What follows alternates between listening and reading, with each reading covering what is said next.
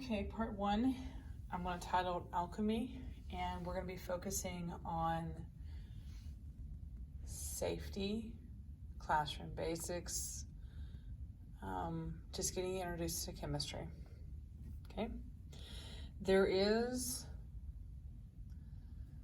a document called Notes that corresponds to this, and it's going to have questions generally on the right side of the document for you to fill in and to send that back to me.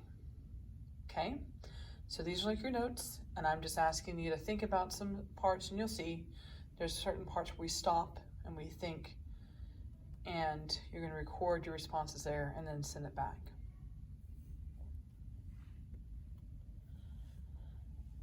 So our first focus is going to be defining matter. And we'll talk more about that in the upcoming, but that's our focus for this first week is defining matter. Chemistry's beginnings, it begins with alchemy, is where it all starts off with. And our current understandings, there's some basic labs that we do. They are actually foundational in alchemy, and there were many scientists like Isaac Newton, who we think is just amazing. They actually did divulge into alchemy, and it's not until later on when you have Antoine Lavoisier who changes just a few little things, and it now becomes chemistry.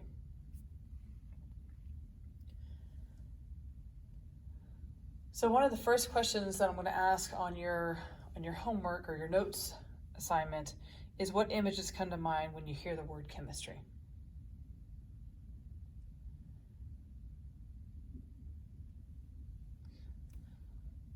And you can pause the video if you need to. These are some images I came up with. A lot of times you get the colorful solutions and the glassware. You might think about the Muppets and Beaker. But those are generally the stuff that you're going to see in the movies. I like to think of chemistry, that chemistry is like cooking. You just don't lick the spoon. And that's an important rule in chemistry, is not to be eating anything that we make. So then I ask you on that document to think of some lab tools that you would use that are chemistry specific. And try and get you to think about what it means to be in this chemistry class.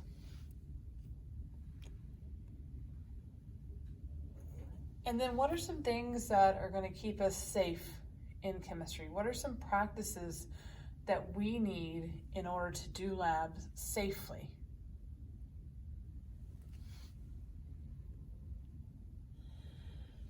And then I always like to try to make a connection back to either what's going on in your world or maybe historical reference you've heard about before. So the first one is fire extinguishers. And I hope that you did mention that fire extinguishers is a safety tool that we'll have and we'll use in lab. Okay, so we do have fire extinguishers in our lab, and the idea is to pull, point, and press. So you pull your pin out, you're going to point the nozzle at the fire at the base of it, and then you're going to press the trigger. The other consumer connection is labware or bakeware, and it's often tempered glass so they can withstand rapid temperature changes and high temperatures without shattering. Just a random factoid there as well. After World War II, uranium and the atomic bomb was really in pop culture a lot. And there is actually bakeware out there that has a little bit of an orange tint to it. And the reason it's orange tint is because they used uranium ore in order to make that glassware. So our glassware also in chemistry is tempered to withstand heat as well. So, all right, thank you.